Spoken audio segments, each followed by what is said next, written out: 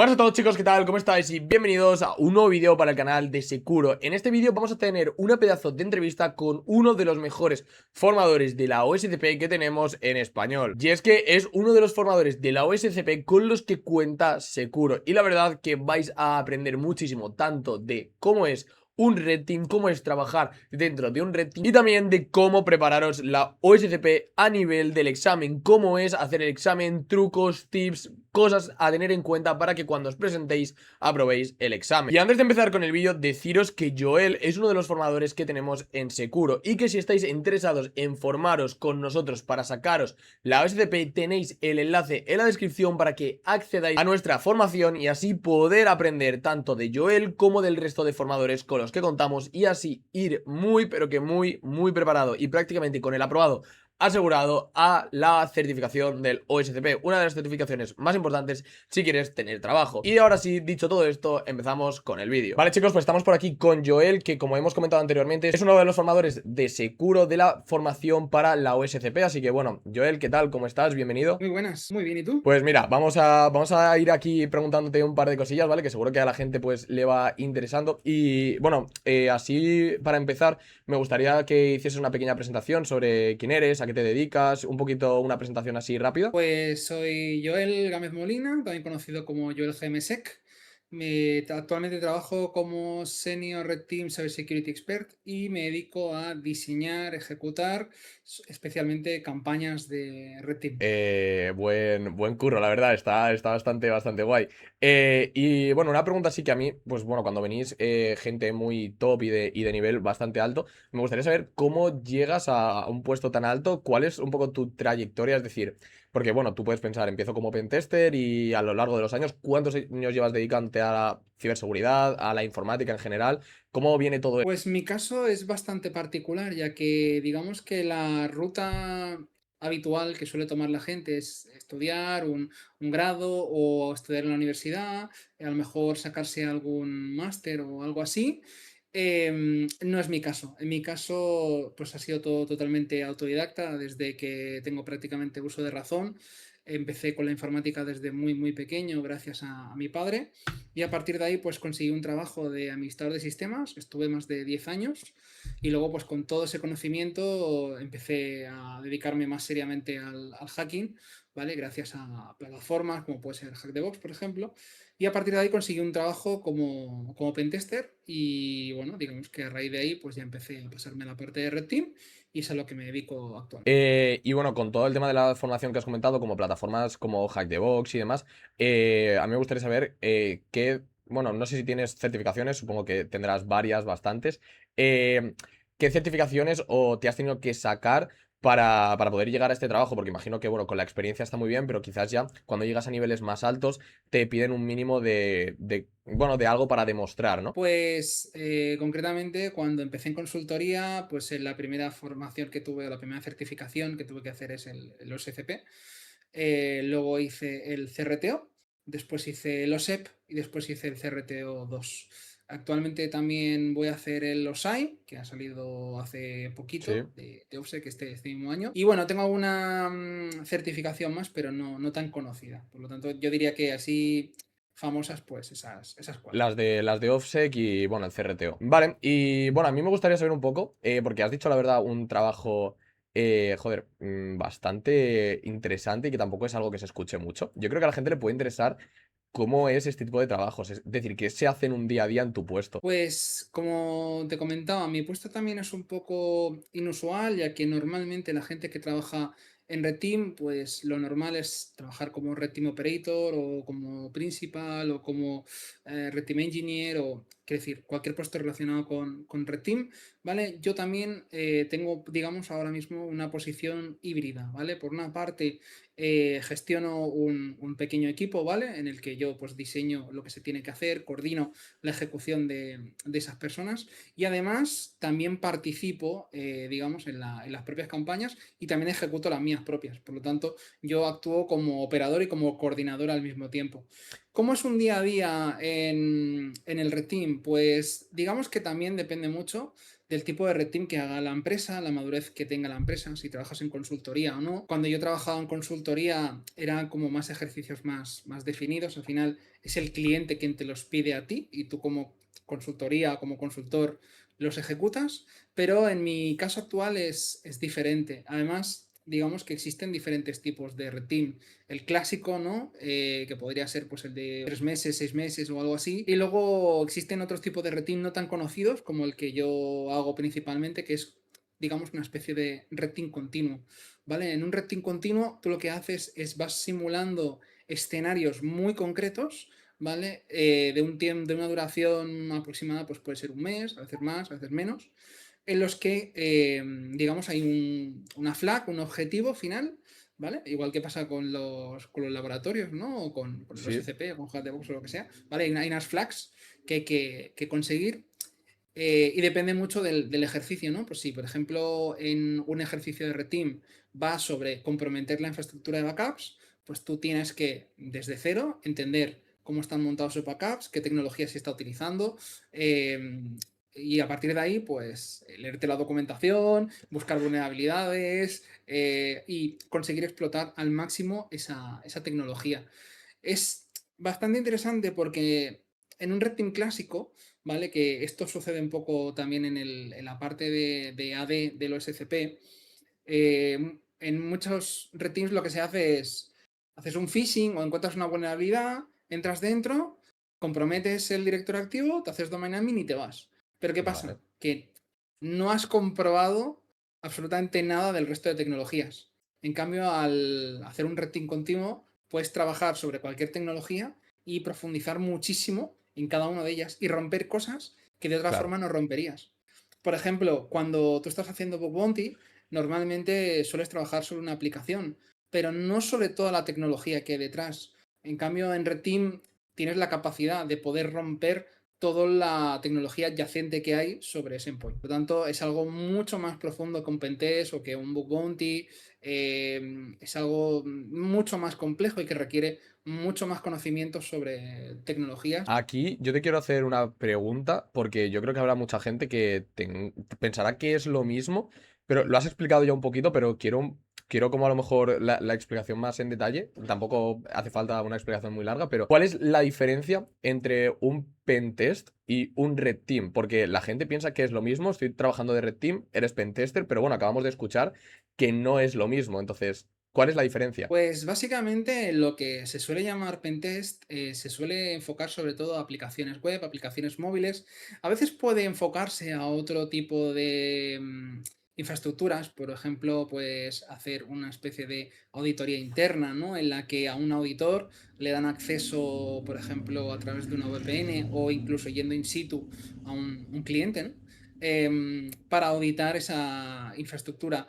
Especialmente los pentests suelen ser de una duración muy corta, ¿vale? O bueno, pueden ser largos, pero entiéndeme, lo habitual es si tú Ya, tienes que hacer una auditoría a una página web, pues a lo mejor tienes 2 semanas, pero no sueles tener 6 meses como en un red team. Al final, el pentest es muy concreto, el red team es mucho más amplio y cubre muchas más cosas. Puede cubrir, por ejemplo, partes de inteligencia en la que tú puedes utilizar credenciales que se han liqueado en algún momento, ¿vale? Y están en foros, en Deep Web o lo que sea. Puedes hacer cosas como phishing, vishing o cualquier tipo de ingeniería social, intrusión física, ¿vale? Cosas que en un pentest no vas a hacer una intrusión física, en un red team sí. Em, y luego digamos que hay toda una cadena, ¿vale? De objetivos y cosas que se van cumpliendo durante el red team, ¿no? Por ejemplo, en un red team, pues puedes intentar hacer, por ejemplo, primero una búsqueda de vulnerabilidades en el perímetro, si no, intentas un phishing, si no cuela tampoco el phishing, haces una intrusión física, colocas un implante, ¿vale? Que puede ser una Raspberry o cualquier cosa, te conectas remotamente desde el implante, desde ahí comprometes la organización y luego a lo mejor pues tienes alguna flag específica o puedes hacer cosas como simulación de ransomware o lo que sea. Eso en un pentest está no lo vas a completamente hacer. todo lo que te he dicho, está absolutamente todo fuera. Luego además en los pentests como norma no suele haber la parte de detect and response, ¿vale? O de incident response.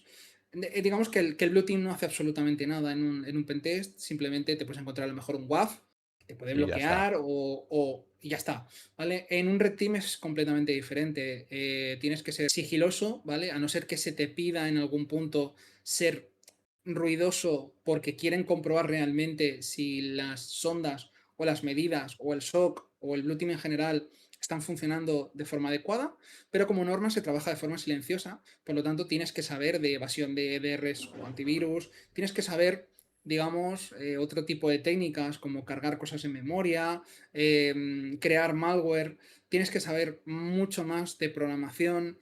Digamos que hay diferencias bastante grandes entre lo que es un pentest o lo que es un La reporte. OSCP es una certificación que todo el mundo la pone como muy, muy importante para encontrar trabajo y prácticamente necesaria. ¿Tú dirías que esto es así? ¿Cómo actúan las empresas cuando tienes la OSCP o en cuanto no la tienes?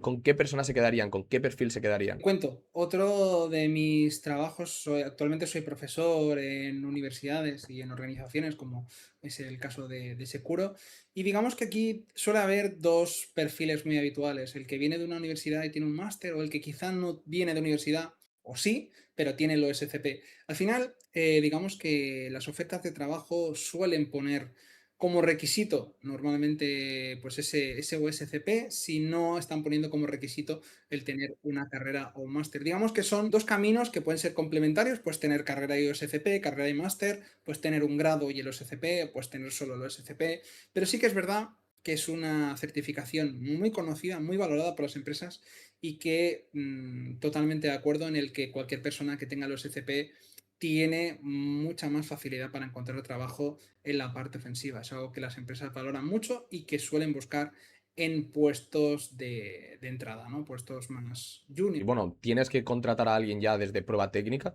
¿Qué valorarías antes? ¿Un grado universitario o una OSCP? Es decir, grado universitario y máster o certificación como la OSCP. Pues muy buena pregunta, realmente. A ver, me lo dices como si yo fuera el evaluador técnico en este caso, Sí, o la persona que más tiene, que depende la persona, como la persona de la que depende que esa persona entre a trabajar o no.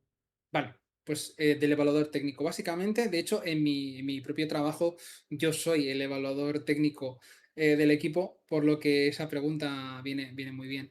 Al final, en un proceso de selección, primero una persona pasa por recursos humanos. Recursos humanos lo que suele validar es que esa persona pues, tiene los requisitos mínimos, tiene más estudios, menos, tiene, bueno, lo que en ese momento necesite cumplir con recursos humanos, ¿vale?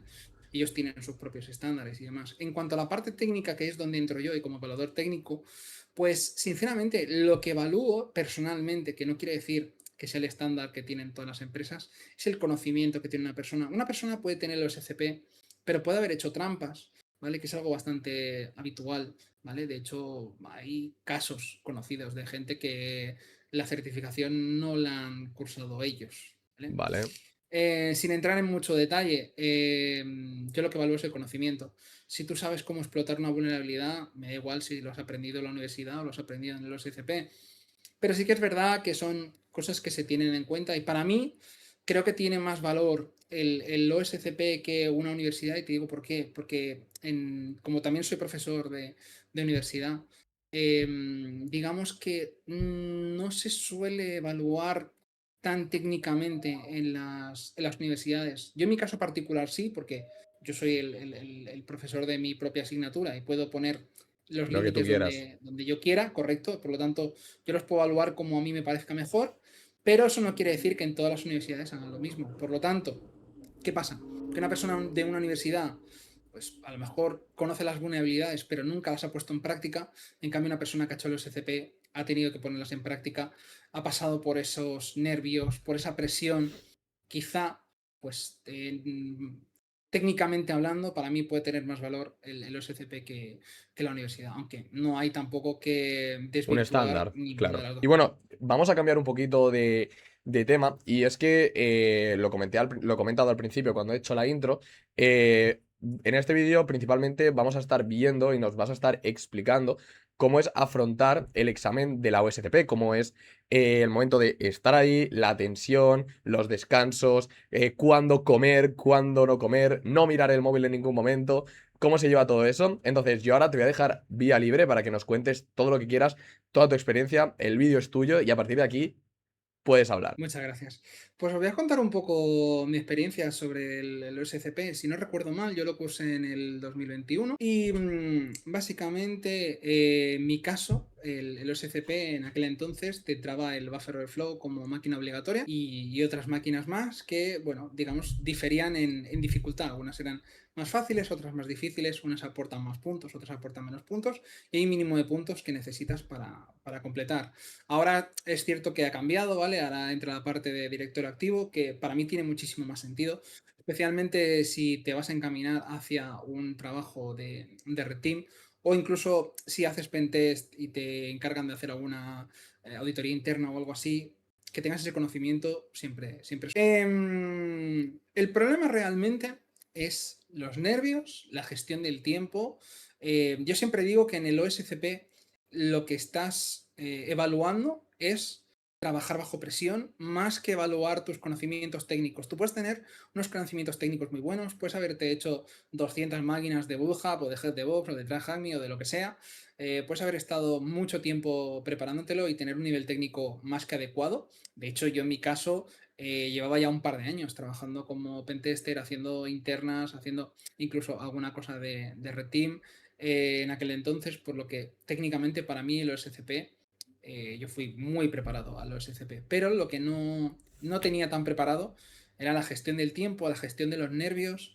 Primero empiezas enseñando tu habitación, debajo de la mesa, un poco todo. La otra persona que está ahí pues necesita saber que no hay nadie cerca para poder ayudarte, que no vas a hacer trampas, ¿vale? Yo en mi caso, pues siempre lo digo, ¿no? Yo en el despacho en el que suelo trabajar, donde estoy ahora, pues tengo, ahora mismo estoy contando como 8 PCs, fácil, alrededor mío, Vale, ¿vale? Probablemente hay alguna cosa más, sin contar portátiles, ¿vale? Por lo tanto, yo tengo switches, tengo redes virtuales, tengo SAIs, tengo, ¿vale? Por lo tanto, yo no puedo hacer, no puedo examinarme en mi despacho. Lo tuve que hacer en, digamos, en el comedor, como aquel que dice, vale. donde no hay nada. Entiéndeme, es una situación un poco difícil estar 24 horas en un sitio que no es tu puesto de trabajo, o por lo menos mi recomendación es intenta adecuar el puesto de trabajo antes del examen si puedes. Intenta trabajar en un sitio que sea cómodo, que esté cerrado, porque no puede entrar nadie mientras tú estás haciendo el examen, no puede pasar nadie cerca tuyo, no puedes mirar el teléfono. En todo tiempo, en todo lugar estás compartiendo la pantalla todo el tiempo. Y al final tú tienes 24 horas que van a estar contando independientemente de si vas a comer o vas al baño o vas a dormir o vas a hacer un descanso visual o vas a estirar las piernas o lo que sea. En cambio, la persona que te está viendo normalmente pues, suele tener un turno de 8 horas y cada 8 horas va cambiando esa persona y va entrando otra. Por lo tanto, claro, esa persona pues siempre va a estar fresca y tú, a medida que vayan pasando las horas, dejas de estarlo. Claro. Consejos. El primero, tienes que aprender a no atascarte cuando estás en un examen. Una de las cosas que tiene el OSCP y que siempre me ha gustado mucho es que tiene bastantes rabbit holes, ¿vale? Al final son callejones sin salida que no dan en ningún sitio. Y son vulnerabilidades creadas adrede por la gente de OPSEC para que tú creas que hay una vulnerabilidad y pierdas el tiempo. Entonces, lo primero que tienes que aprender es a detectar eso. Es muy difícil, ¿vale? Porque esto al final solamente te lo da la experiencia. Pero si llevas más de media hora intentando explotar una vulnerabilidad y no funciona, es mucho mejor que lo dejes ahí si ves que la cosa no está avanzando y pases a otra cosa. El cambiar de máquina o cambiar de concepto hace muchas veces que se desbloquee el cerebro, ¿vale? Porque al final tú estás bloqueado en algo, pero el pensar en algo diferente consigue que tu cerebro haga ese clic y se desbloquee un Ya. poco. También es importante el tema de los descansos. Es un poco lo que pasa. Yo, por ejemplo, llevo conduciendo muchísimos años. De hecho, llevo ya pues, más de 18 años conduciendo. Y yo podría hacer perfectamente 5 horas conduciendo o más sin parar. Pero aquí pasa igual. No lo recomiendo. ¿Puedes estar 5 horas hackeando sin parar? Claro, por supuesto. Pero el hecho de parar en momentos concretos donde digas, vale, si paro aquí no voy a perder el hilo, aunque sea para levantarte un momento, para beber agua, para lo que sea, esos descansos vienen muy, muy bien. Otra cosa que recomiendo mucho, pues ponerte música o algo así que te ayude a estar focus, ¿vale? Yo es algo que siempre hago cuando me voy a sacar algún examen, sí tengo el Spotify ahí abierto, ¿vale? Vale. El Escuchando Spotify sí que te música. dejan, ¿no? El Spotify no te pone Sí, ningún problema, ¿no? cosas así, sí. O sea, Vale, puedes tener el Spotify escuchando música, ¿vale? De hecho, es algo que recomiendo. Intenta estar lo más cómodo posible, intenta concentrarte al máximo, intenta estar lo más a gusto que puedas, ¿vale? Intenta gestionar bien el tiempo a nivel de lo que te digo. Si te bloqueas, cuando lleves mucho rato bloqueado, ponte con otra cosa o simplemente para. A veces solo el hecho de parar y volverte a poner es capaz de desbloquear tu mente. Yo en mi caso, las comidas las hacía muy rápidas, cosas como comer en cuarto de hora o incluso a veces hasta menos. Hacía pocas pausas ¿cada y cuánto cosa que tiempo? ya te digo, ¿Cada cuánto tiempo puedes parar pues, a o, ver, o puedes te parar dejan cuando tú parar? quieras. O sea, realmente tú simplemente tienes que abrir el chat y decir, oye, necesito una pausa.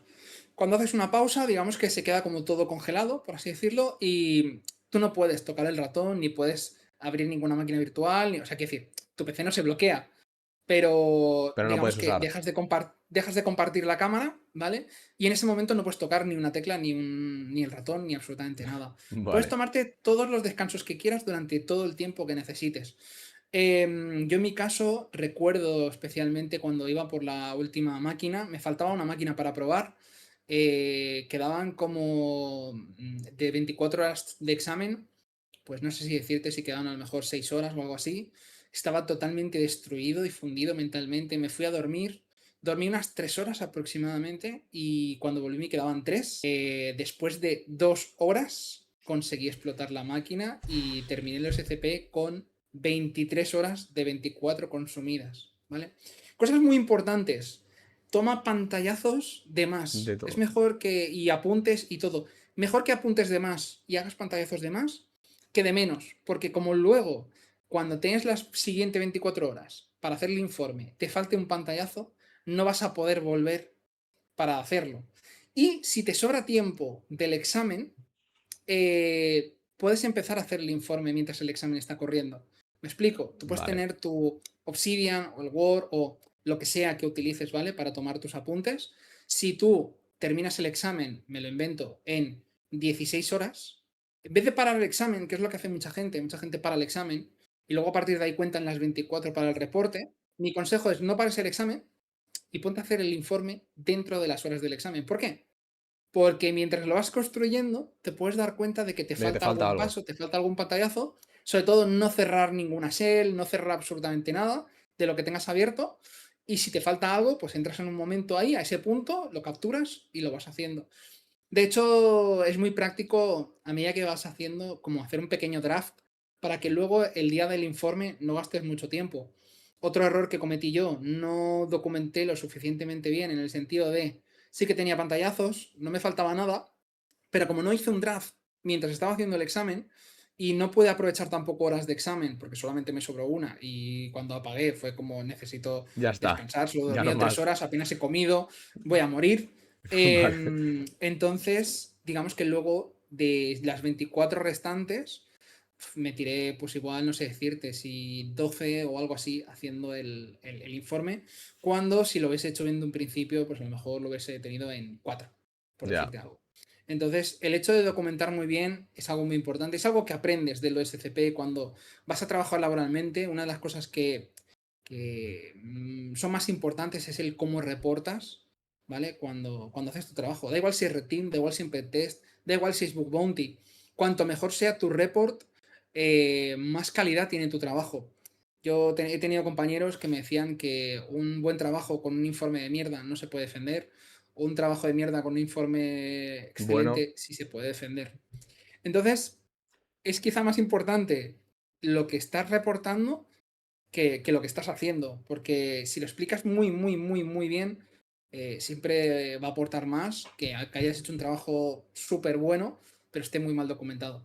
Entonces el OSCP a lo que te enseña realmente es a gestionar el tiempo, a gestionar los nervios, a desbloquearte cuando te bloqueas en algo que no está funcionando y hacer un reporte con una calidad aceptable, porque al final ellos lo que evalúan es la calidad del informe y lo que has hecho en ese informe. Por lo tanto, yo siempre digo que el OSCP lo que te enseña es eso, es a trabajar en la vida real.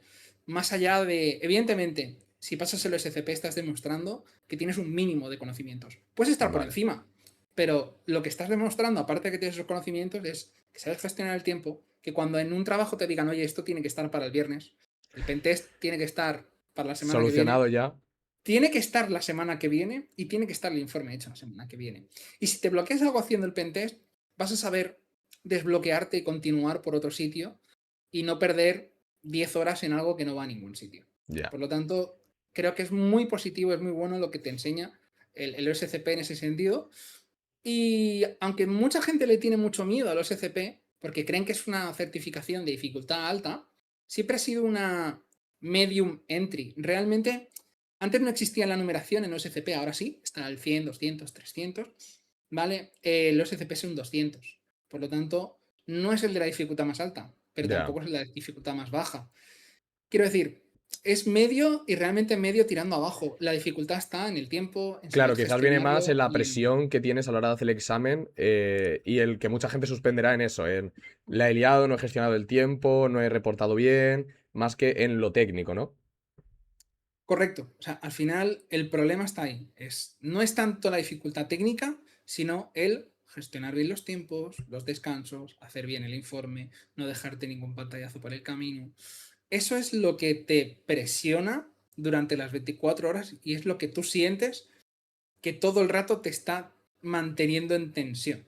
Si eres capaz de gestionar eso, vas a poder trabajar perfectamente de pentester o de cualquier otro rol de ciberseguridad ofensivo, por así decirlo, ¿vale? Ya que para la parte defensiva hay otras certificaciones y es otra Otro historia estilo. completamente diferente. Vale, pues yo creo que la verdad es que a la gente le ha debido de quedar bastante claro. Yo creo que han sido buenos tips y una información bastante guay, sobre todo a nivel de que a lo mejor la gente piensa, bueno, es una certificación de un nivel muy difícil, muy complicada, necesito hacerme 1000 máquinas, pero yo creo que les ha debido de quedar claro que ya no es tanto el hacer 1000 máquinas, sino el ir bien, saber gestionar bien el tiempo, saber llevarlo todo al momento, tener un orden. Yo creo que también es mucha parte de tener una buena metodología, quizás, de hacerlo todo siempre de la misma manera para que no te falte nada, ¿no?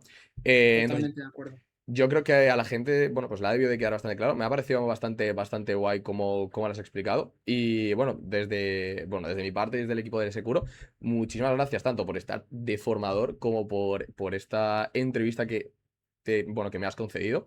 Así que nada, muchísimas Gracias gracias. a vosotros. Y bueno, la gente que esté en la formación te verá por ahí y si no, pues seguro que te vemos en cualquier otra cosilla. Genial, gracias.